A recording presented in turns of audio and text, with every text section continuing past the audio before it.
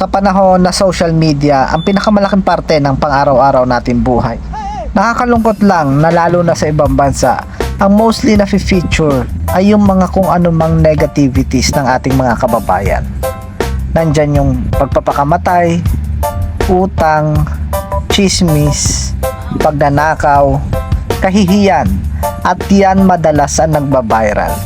Pero sa isang kwentong ito, isang kabayanihan ng isa nating kababayan na si Jeffrey Ilagan. Nagpamalas siya ng sobrang pagmamahal sa isang asong nakita niya sa kalsada at matyaga niya itong sinundan para matiyak na ligtas yung aso. Ang kuhang ito ay mula sa mag-asawang Chinese na nasa kotse.